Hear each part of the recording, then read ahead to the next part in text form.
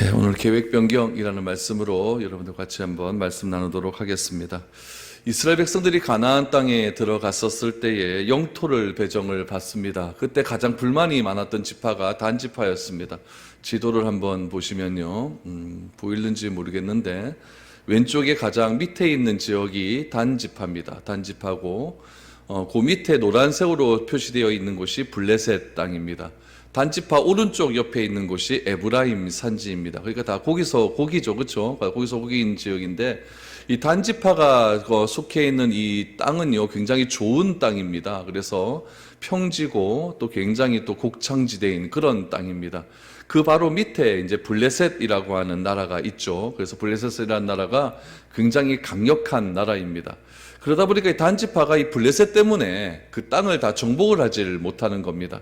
다른 지파는 그래도 어느 정도 다 정복이 다 되었는데 이 단지파는 블레셋이라고 하는 나라 때문에 정복이 잘 안 되니까 굉장히 불만이 좀 많았고, 그 옆에 에브라임 지파도 보면은 단지파 바로 옆에 있는 에브라임 지파도 보면은 그곳이 다 산지기 때문에 산 위에 있다라고 하는 그것으로 인하여서 굉장히 불만이 많은 그런 지파들이었습니다. 그래서 이 단지파가 굉장히 불만이 많기 때문에 이렇게 생각을 한 거죠. 도무지 이 블레셋과의 전쟁에서는 우리가 승리를 하지 못할 것 같다. 그러니까 이제 좀 계획을 좀 변경을 해서 하나님께서 우리에게 주신 이 땅을 포기하고 다른 땅을 선택해서 우리가 거주할 땅을 살아가는 것이 어떻겠느냐라고 하는 그런 생각을 갖게 되는 것입니다. 그럼 여러분, 이런 목표 변명, 이런 계획 변경이 진짜 하나님 앞에서 바른 변경이고 단지파에게 가져온 결과는 과연 무엇인지를 오늘 이 18장 말씀을 통하여서 우리가 조금 한번 살펴보도록 하겠습니다. 먼저 1절 말씀 한번 보시죠. 그때에 이스라엘의 왕이 없었고 단지파는 그때에 거주할 기업의 땅을 구하는 중이었으니 이는 그들이 이스라엘 지파 중에서 그때까지 기업을 분배받지 못하였음이라 라고 말합니다. 이스라엘 백성들이 가나안 땅에 처음 들어서 요단강을 건너서 처음 들어왔었을 때 여리고를 정복하죠. 그리고 아이성을 정복하고 그 다음에 중부지방을 정복합니다. 중부지방을 정복한 다음에 북부지방 정복하고 남부지방을 정복을 해서 이스라엘 백성들이 제비를 뽑아서 각 지역의 땅을 나누게 됩니다. 그런데 중요한 것은 무엇이냐면은 이러면 참 쉬워요. 이스라엘 민족들이 12지파가 다 힘을 합하여서 가나안 민족으로 완전히 멸망을 시키고 그 다음에 땅 분배를 하면 쉬울 것 아닙니까? 그런데 이스라엘 민족들이 가나안 땅에 들어가서 땅을 분배하며 나눌 때 어떤 방식으로 나누었냐면은 그 민족을 다 정복하는 것이 아니라 큰 덩어리들만 물리친 거죠. 큰 덩어리들만 물리치고 밑에 있는 아주 작은 그런 나라들은 다 물리치지는 않았습니다. 그래서 큰 나라들은 물리쳤지만은 아주 작은 나라들, 도시국가들은 다 물리치지를 않았어요. 그렇게 물리치지 않는 상태에서 땅을 분배받게 되는 거죠. 그럼 여러분 생각을 해보세요. 이거는 내 집인데 어떤 사람이 갑자기 딱 들어와서 이건 하나님이 우리에게 주신 집이다 그러면서 너 나가라 그러면은 이거 가만히 있겠습니까? 이거 당연히 전쟁이 일어나는 것은 당연한 거거든요. 그러다 보니까 좀 강력한 지파들은, 좀 힘이 있는 지파들은 어떻게 해서든지 그 지파 안에 있는, 자기가 분배받은 그 땅 안에 있는 아주 작은 나라들도 어느 정도 처리를 해서 그 땅을 정복할 수가 있었습니다. 근데 이 단지파는 그렇게 큰 나라가 아니거든요. 큰 지파가 아니거든요. 굉장히 작은 지파고 오늘 이 지도상에도 보면은 굉장히 조그만 지역을 차지하는 그런 지파였습니다. 왜 이렇게 땅덩어리가 작게 배분받았느냐? 인구가 작으니까 그렇겠죠. 그렇게 작은 지파였기 때문에 이런 작은 지파가 그 밑에 남쪽에 있는 블레셋과의 전쟁을 하는 것은 여러분 그렇게 쉬운 일이 아니었습니다.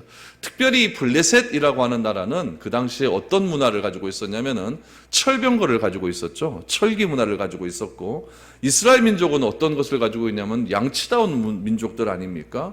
그러다 보니까 이거 무기로도 도저히 상대가 안 되는 그런 상황이었다는 것이죠. 그래서 단지파는 어떻게 하였냐면은 이때 이 땅을 정복하지 못하고 수백 년 동안 산꼭대기에 살거나 다른 지파의 세를 들어서 그렇게 살아가는 그런 지파였다는 이야기입니다.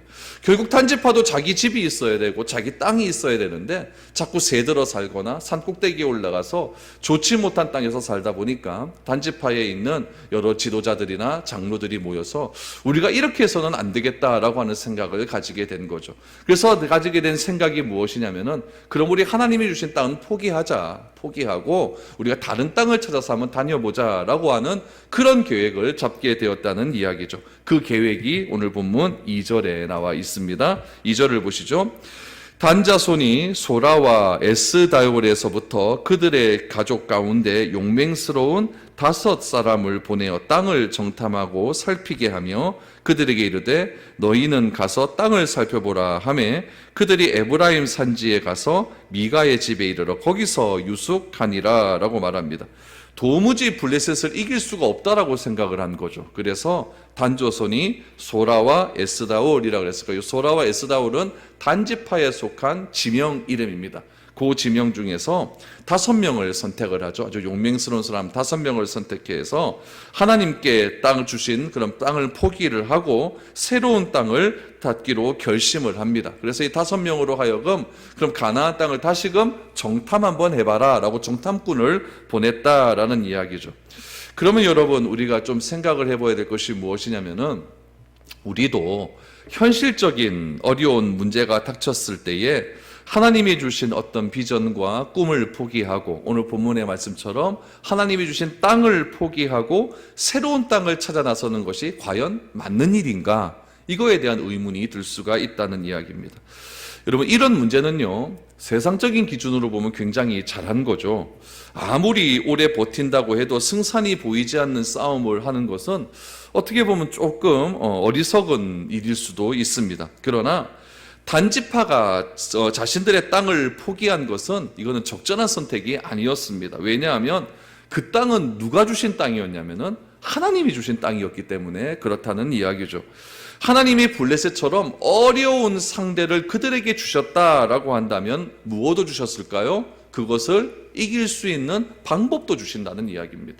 하나님께서 우리에게 어려운 시험을 주셨다라고 한다면 그 시험에서 우리가 주저하는 것이 아니라 하나님께서 그 시험을 이길 수 있는 힘도 주시고 피할 수 있는 길도 주신다고 하는 그런 믿음까지 우리 가운데 있어야 된다는 이야기입니다. 하나님이 블레셋처럼 어려운 상대를 주셨다고 한다면 그것을 이길 수 있는 방법도 주셨다라고 하는 믿음이 단지파 가운데는 있어야 되는데, 단지파 눈에 보이는 것은 무엇이었냐면은 블레셋이라고 하는 아주 거대한 나라였다는 이야기죠. 그래서 단지파는 이런 거대한 블레셋과 싸우는 것은 굉장히 어리석은 일이다라고 생각을 하고 아예 싸울 생각조차도 하지 않았다는 데 문제가 있습니다. 또 단지파는 어떻게 생각했냐면은 우리는 너무나 약하고 우리는 인구수도 작고 그러니까 그 옆에 보면 여러분 유다지파라고 아주 큰 지파가 저기 사해바다부터 시작해서 서쪽으로 굉장히 큰 땅을 차지하고 있는 지파가 있거든요. 이 유다지파 같은 나라가 좀 나타나서 우리와 같이 좀 싸워서 저 블레셋 사람들을 물리쳐주면 얼마나 좋을까라고 하는 그런 생각도 갖게 되었다는 이야기죠. 그러나 아무리 기다려도 자기 땅을 차지하는 데 있어서 남의 나라, 남의 그 전쟁을 하는데 내가 가서 굳이 전쟁할 필요가 있겠습니까? 또 도움을 달라고 하는 그런 도움도 요청도 없었는데 굳이 가서 그럴 필요는 없었다는 이야기죠. 그래서 이 단지파는 어떻게 했느냐? 그 땅 포기하자. 그 땅 포기하고 좀 쉽게 찾을 수 있는 그런 땅이 어디 있겠느냐라고 생각을 하면서 5명의 정탐꾼을 이제 가나안 땅으로 파송을 했다는 이야기죠. 이처럼 여러분 이 세상에는요 2가지의 선택이 있어요. 첫 번째 선택은 무엇이냐면은 세상적인 선택입니다. 세상적인 이런 선택을 할 때 우리가 좀 잘 생각해야 될 것은 무엇이냐면 굳이 너무 그것에 안 되는 일에 집착할 필요는 없습니다.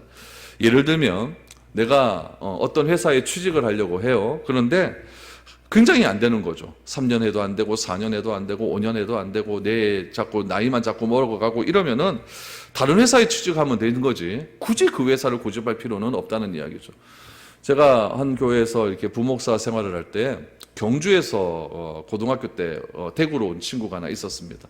아버지가 선거관리위원회에서 일을 했었는데 경주 선거관리위원회에서 일을 하다가 대구 선거관리위로 이렇게 발령을 받으면서 가족이 다 대구로 오게 되었습니다. 그러다 보니까 이 친구도 경주에서 대구로 전학을 하게 되었죠.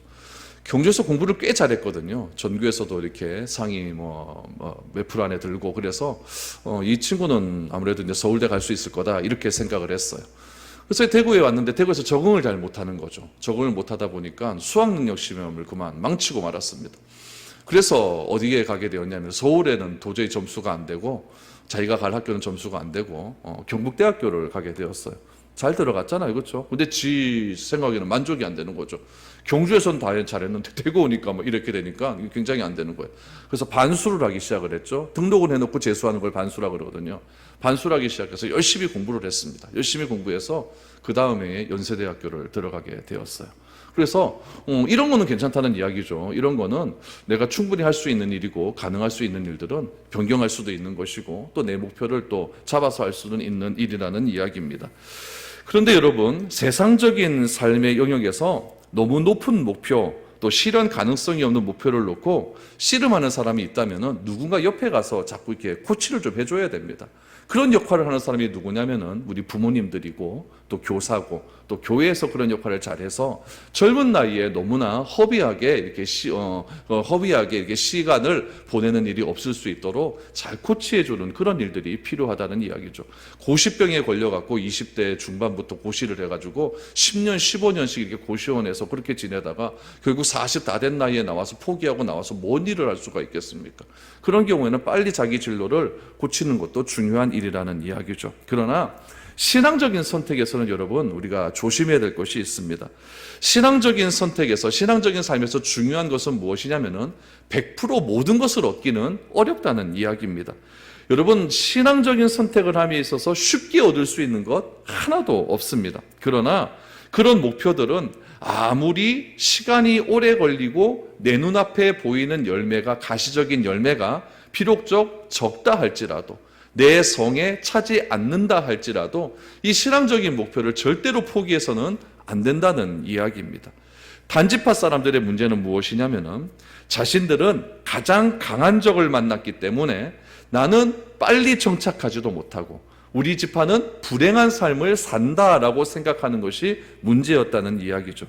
여러분, 그러나 이 단지파는 실질적으로 영광스러운 사람들 아닙니까? 왜냐하면 야곱의 12아들로 들어와 있었고 야곱의 12아들은 하나님께서 선택하신 백성들이었고 그 12아들을 통하여서 이스라엘을 이루게 하는 근간을 만드는 그런 뿌리였기 때문에 단지파는 굉장히 영광스러운 그런 사람들이었습니다.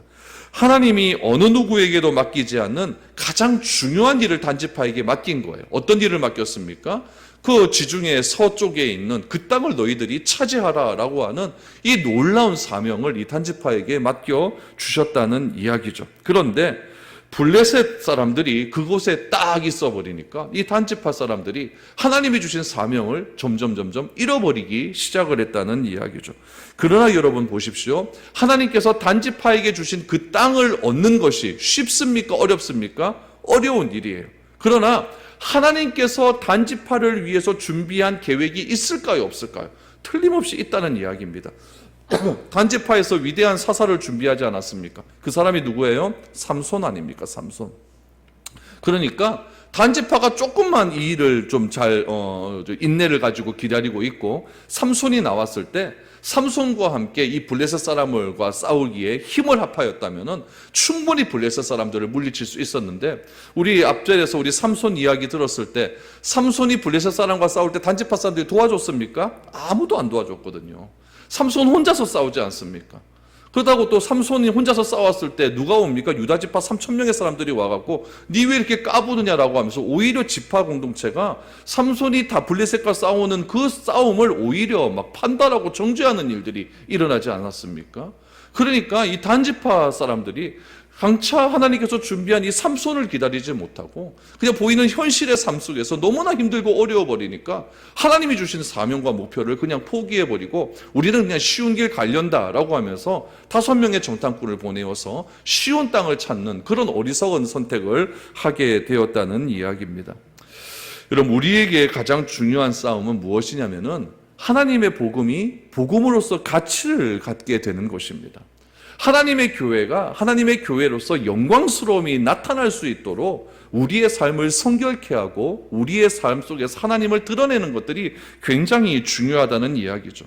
우리에게 가장 중요한 싸움은 무엇이냐면은 나 때문에 하나님의 능력이 제한되고 나 때문에 하나님의 능력이 방해를 받는 것이 아니라 삶 가운데에서도 하나님이 충분하게 전파되고 드러날 수 있는 삶을 살아가는 것이 너무나 중요한 일이라는 거죠.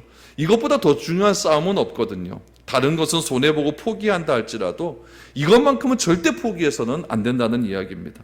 그런 의미에서 단지파 사람들은 굉장히 중요한 갈림길에 서 있는 거예요. 그것은 블레셋과 싸우느냐 아니면 블레셋과의 싸움을 포기하느냐, 하나님이 주신 그 땅을 내가 차지하느냐 아니면 쉬운 땅을 찾기 위해서 또 새로운 여정을 떠나느냐, 이 갈림길에 있었다는 이야기입니다. 그런데 단지파는 무엇을 선택합니까? 어려운 싸움 포기하고 이제는 우리가 쉬운 길로 가겠다, 이것을 선택하게 되는 거죠. 블레셋과 싸워볼 생각도 하지 않고 그냥 싸움을 포기했다는 이야기입니다. 그래서 단지파 사람들은 마치 처음 가나안 땅을 정복하기라도 하는 것처럼 정탐꾼을 보내기 시작했다는 이야기입니다. 정탐을 하다가 어디까지 정탐을 하겠습니까? 저기 제일 북쪽까지 올라가야 될 것 아니에요. 올라가는 길 속에서 어디로 가게 되었냐면은 동쪽에 있는 에브라임 지파를 거쳐서 북쪽으로 올라가게 되는데, 이 에브라임 지파를 거쳐서 북쪽으로 가려고 하는 이유가 무엇이냐면은 에브라임 지파를 거쳐서 가면은 그 옆 지파가 유다 지파가 있거든요. 그 유다 지파에는 헤브론이라고 하는 땅이 있어요. 그래서 헤브론 제일 남쪽에 브엘세바, 헤브론, 세겜 땅이라고 하는 이제 연결된 도로가 있거든요. 이 도로를 뭐라고 하냐면은 족장의 길이라고 해요. 그래서 이 족장의 길이 너무너무 잘 뚫려서 북쪽까지 가게 되어 있기 때문에 이 단지파의 이 5명의 사람들은 에브라임 지파를 거쳐서 유다 지파를 거쳐서 헤브론 땅, 세겜을 거쳐서 북쪽으로 그렇게 가는 길을 선택했다라는 이야기입니다. 그래서 먼저 북쪽으로 가기 위해서는 어느 지파를 갑니까? 에브라임 지파를 가야 되는데, 에브라임 지파를 갔다가 하필이면 누구 집에 들르게 되었냐면은 미가의 집에서 머물게 되었다라는 이야기죠. 왜 하필이면 미가의 집일까요? 이것도 다 하나님의 그런 생각이 있겠죠. 우리 3절 4절 한번 보시기 바랍니다. 그들이 미가의 집에 있을 때에 그 레위 청년의 음성을 알아듣고 그리로 돌아가서 그에게 이르되 누가 너를 이리로 인도하였으며 내가 여기서 무엇을 하며 여기서 무엇을 얻었느냐 하니, 그가 그들에게 이르되 미가가 이러이러하게 나를 대접하고 나를 고용하여 나를 자기의 제사장으로 삼았느니라 하니라 라고 말합니다. 여러분, 이 5명의 정탐꾼들이 미가의 집에 들어갔는데, 여러분 미가의 집에 들어가면 뭐가 있습니까? 신상이 있잖아요. 그렇죠? 신당이 있지 않습니까? 그렇죠?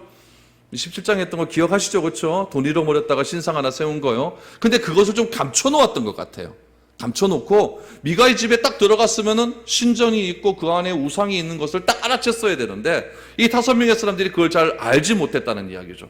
알지 못했는데 어떻게 알게 되었느냐? 3절에 보니까 그 레위 청년의 음성을 듣고라고 말합니다. 이거 뭐냐면은 그 레위 청년이 사투리를 썼던 거예요. 사투리.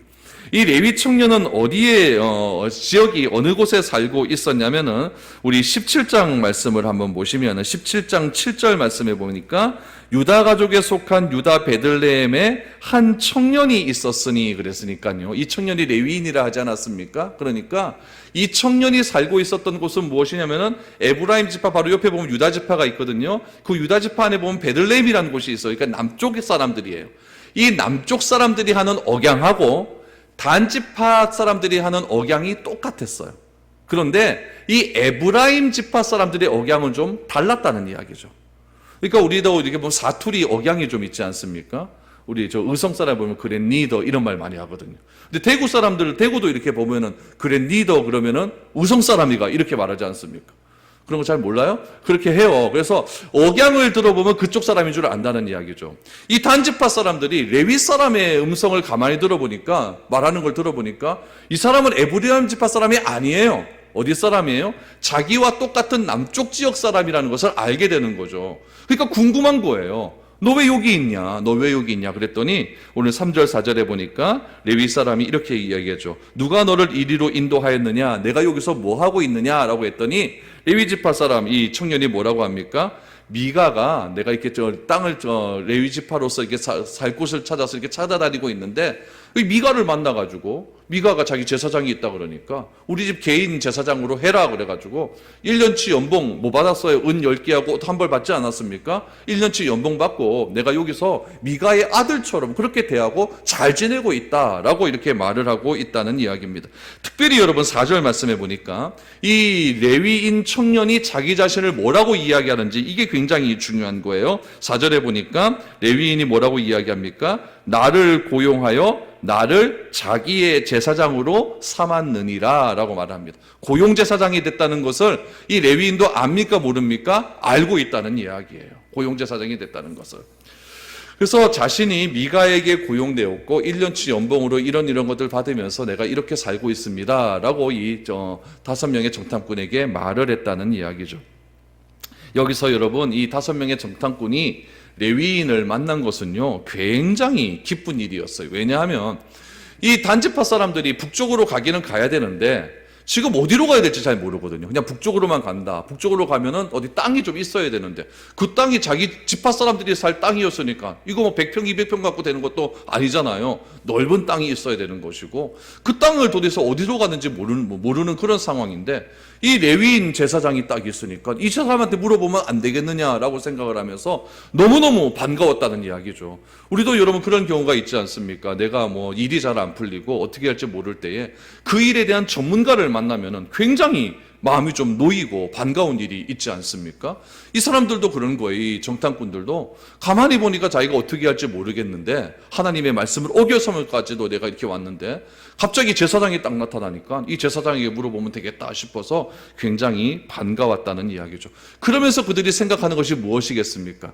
하나님이 우리를 이렇게 인도해 주신다고 하는 잘못된 생각을 하게 되는 거예요. 그래서 레위인에게 자신들에게 대한 하나님의 뜻을 묻기 시작을 합니다. 5절 6절을 보십시오. 그들이 그에게 이르되 청하건대 우리를 위하여 하나님께 물어보아서 우리가 가는 길이 형통할는지 우리에게 알게 하라 하니 그 제사장이 그들에게 이르되 평안히 가라 너희가 가는 길은 여호와 앞에 있느니라 하니라. 여러분 이 5절 6절을 잘못 읽으면요 우리가 오해할 수가 있어요. 이 단지파가 이 블레셋 사람들과의 전쟁을 포기하고 하나님이 주신 땅을 포기하고 쉬운 길로 가는 것이 하나님의 뜻이구나 이렇게 오해할 수가 있다는 이야기예요. 그러나 여러분 이것은 성경을 잘 보셔야 됩니다. 단지파 사람들이 알아야 할 것이 무엇인가를 먼저 알아야 돼요. 고용된 제사장은요 한 개인에게 고용된 제사장은요 절대로 죄에 대한 이야기는 안 합니다. 못해요. 고장난 녹음기처럼 계속적으로 반복된 말만 해요. 여러분 6절에 보니까 평안히 가라 너희가 가는 길은 여호와 앞에 있느니라 라고 말을 하죠. 이거 누가 하는 말입니까? 미가의 집에 고용된 개인 제사장이 하는 말이에요. 근데 이 말을 누가 했느냐? 17장 2절에도 보니까 미가의 어머니가 할 말과 한번 비교를 한번 보시기 바랍니다. 17장 2절에 보니까 내 아들이 여호와께 복받기를 원하노라. 아주 이상한 얘기들이 지금 막 퍼져나오고 있지 않습니까? 언제요? 이때요. 그때에 이스라엘의 왕이 없었을 때에 그냥 무조건 평안하다 평강이 있을지어다 이런 얘기들이 반복적으로 일어나고 있다는 이야기예요. 에스겔 시대 때도요 여러분 하나님의 거짓 제사장들이 뭐라고 이야기하냐면은 이 땅은 평안할 것이다 이런 것들이 반복적으로 일어나고 있는 거예요. 거짓 선지자들은 이런 얘기만 하는 거예요. 이런 얘기만 하는 거죠. 오늘 본문에 나타난 이 한 사람에게 고용되어서 일하는 이 제사장은 자기에게 월급 주는 이 미가에게 절대로 좋은 얘기만 할 수밖에 없는 거예요. 그 얘기 안 하면 잘리게 되니까요. 그러니까 좋은 얘기만 하는 거죠. 그러니까 이 미가라고 하는 사람이 무슨 잘못된 일을 한다 할지라도 하나님의 말씀에 의해서 무엇인가 책망을 하고 바르게 갈 수 있도록 인도를 해주어야 되는데 한 사람에게 고용을 해버리고 그것에 내 목줄이 달려있고 내 밥벌이가 달려있으니까 절대로 나쁜 이야기를 하지 못하고 그냥 평안하다 너희 가는 길은 여호와 앞에 있느니라 라고 하는 이런 거짓된 메시지를 지금 단지파 사람들에게 하고 있다는 이야기입니다. 만약 여러분 단지파가 하나님의 말씀에 순종하기 위해서 이스라엘 땅으로 정탐꾼을 보낸 것이 아니라 여러분 블레셋 땅으로 정탐꾼을 보냈다라고 하면 어떻게 되었을까요? 틀림없이 하나님이 도우시는 사람을 만났을 것입니다. 여호수아도 보세요. 여호수아도 얼마나 어려운 일들이 많이 있었습니까? 그런데 여러분, 여호수아도 가나안 땅에 들어가기 전에 가데스 바네아에서 몇 명을 보냅니까? 12명의 정탐꾼을 이스라엘 땅으로 보내지 않습니까? 보냈을 때에 그 가나안 땅에서 누구를 만나요? 기생 라합을 만나지 않습니까? 기생 라합과 무슨 메시지가 전달되었어요? 약속을 했습니까? 전혀 전달되지 않았고, 그 가나안 땅은 철병가가 있는 그런 땅이었는데, 하나님께서 기생 라합을 통하여서 이스라엘 땅을 어떻게 할 것인지 구원할 수 있는 그런 귀한 사람을 만나게 해주지 않습니까? 그러나 약속의 땅을 포기하고 엉뚱한 곳으로 가라 했을 때는 그들을 기다리고 있던 사람은 누구였냐면은 한 가정에 고용되어서 하나님의 메시지를 제대로 전달하지 못하는 타락한 레위인을 만나서 이상한 메시지를 지금 듣고 있다는 이야기예요. 그래서 여러분, 우리가 가는 첫걸음이 그래서 중요하다는 거예요. 신앙도 바르게 믿어야 되지, 이상한 신앙을 가지고 있다가 여러분 제대로 된 신앙을 가지려고 하면은 여러분 그것이 고쳐지기가 얼마나 어려운지 모른다는 이야기입니다. 비록 내가 가는 길이 어렵고 힘들다 할지라도, 내 삶의 길이 괴롭다 할지라도, 내가 걸어가는 신앙의 길이 쉽지 않다 할지라도, 내가 가는 그 첫걸음을 하나님의 믿음대로 바르게 뛰기만 하면 여러분 반드시 도우시는 하나님의 손길을 만나게 된다는 이야기죠. 그러나 그것이 겁이 나고 그것을 못 믿고 내 앞에 펼쳐져 있는 그 블레셋이라고 하는 그 환경들이 너무나 힘들고 어려워서 쉬운 길로 자꾸만 가려고 한다고 한다면, 그때 만나는 것은 무엇이냐면은 이 거짓되고 타락한 제사장의 잘못된 메시지, 잘못된 조언을 듣게 된다는 거예요. 이런 이야기는 성경에 너무나 많이 나와 있습니다. 요나를 보십시오. 하나님의 말씀에 어디로 가라고 합니까? 니느웨로 가라고 하잖아요. 니느웨는 요나 땅, 요나가 있는 이스라엘에서 저기 북동쪽에 있는 곳이에요. 근데 요나는 어디로 갑니까? 다시스로 가려고. 다시스는 스페인 땅이거든요. 서쪽이에요. 그래서 다시스로 가기 위해서 요빠라고 하는 곳에 항구에 갑니다. 항구에 딱 갔더니 성경을 보십시오. 마침 다시스로 가는 배가 있더라. 마침 다시스로 가는 배가 있더라. 우연을 가장한, 여러분 이건 뭐냐면은 사탄의 시험입니다. 하나님 말씀에 불순종했는데도 내 계획과 똑같은 것들이 딱 돼 있어요. 내 계획과. 하나님 말씀에 불순종했으면은 내 가는 길이 잘못돼야 될 것 아닙니까? 그런데 하나님 말씀은 니느웨로 가라고 하는데 나는 니느웨로 못 가겠다. 다시스로 가려고 한다는 거예요. 다시스로 가기 위해서 요빠항에 가서 배를 타려고 하는데 다시스로 가는 배가 마침 있는 거예요. 그럼 그 배는 하나님이 보내신 배입니까? 사탄이 주는 시험의 배입니까? 이건 사탄이 주는 시험의 배거든요. 요나는 그것을 모르고 타잖아요.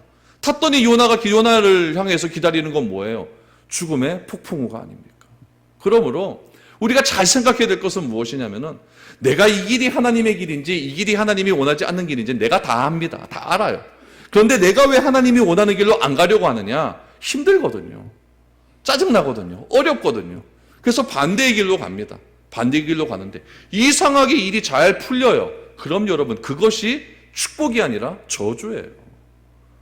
오늘 단지파 사람들 보십시오.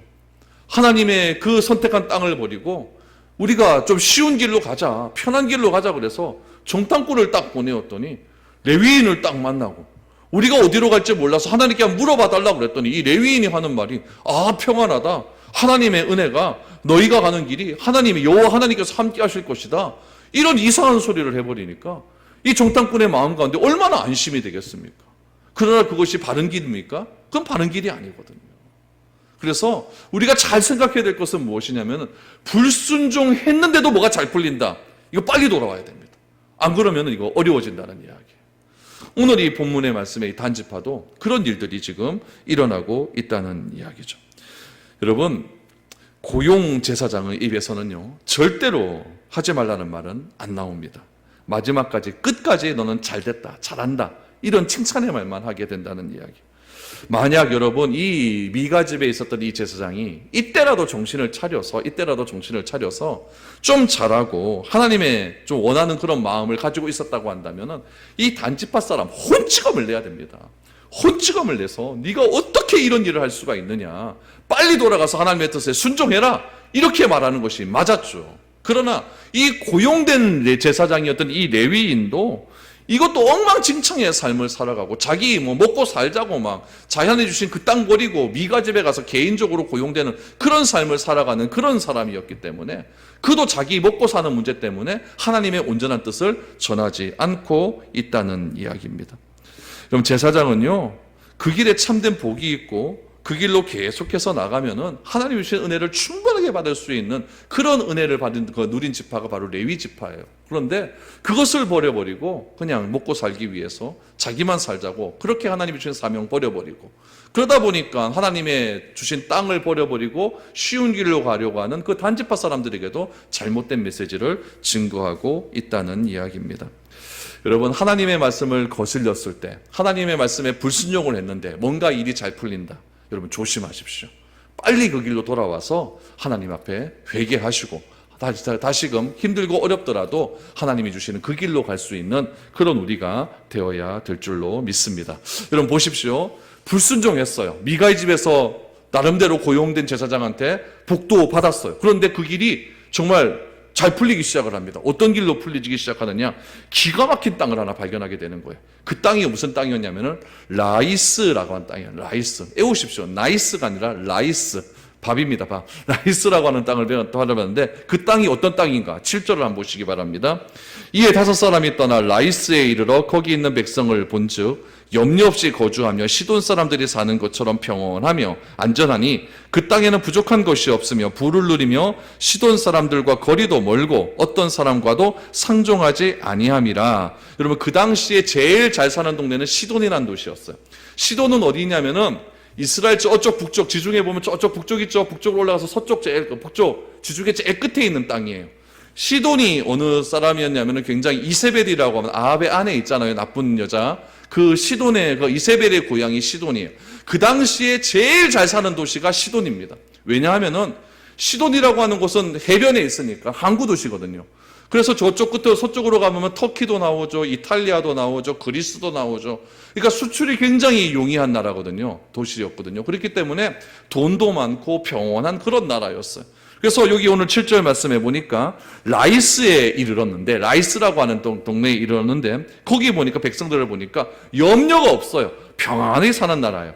평안히 사는 사람들을 누구에 비유를 하고 있습니까? 시돈 사람들이 사는 것처럼 평온하며 안전하다는 거예요.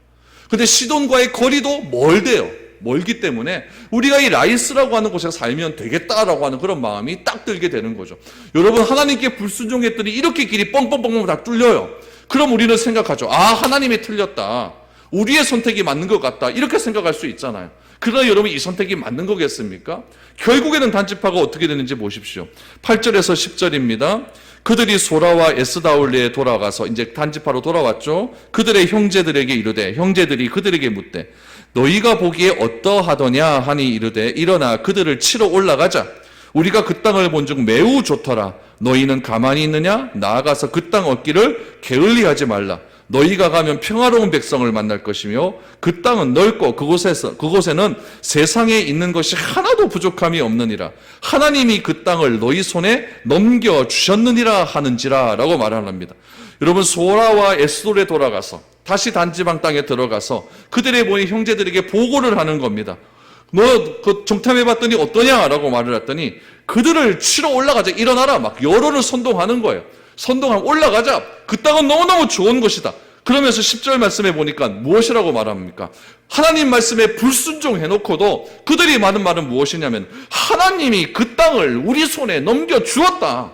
이렇게 말하고 있지 않습니까? 처음과 끝이 달라요. 처음과 끝이 달라요. 단지파 사람들이요, 가나안 땅을 또다시 정탐했습니다. 정탐은 벌써 했거든요. 근데 또다시 정탐하는 거예요. 가나안 땅을 다 정탐했는데 불구하고 단지파의 라이스 정복은 이스라엘 역사에 전혀 기록할 가치가 없는 그런 전쟁이 벌어지고 있어요. 그것은 하나님이 주신 약속의 땅을 포기하고 도망친 비겁한 자들의 전쟁에 불과했던 거예요. 여러분 보세요. 선택을 했는데 하나님이 주신 땅 포기하고 자기 마음대로 자기 선택을 했어요. 그런데 모든 일이 술술술 잘 풀려요. 땅도 하나 보았어요. 땅을 보았는데 라이스라고 하는 너무너무 좋은 땅이 보였어요. 올라가자 그랬더니 막 백성들이 막 구름대까지 막 일어나요. 그러니까 신이 나니까 이 땅은 하나님이 주신 땅이다라고 선언을 해보죠. 그러나 여러분 나중에 어떻게 됩니까? 나중에 단지파는 이스라엘 역사에서 완전히 사라져버려요.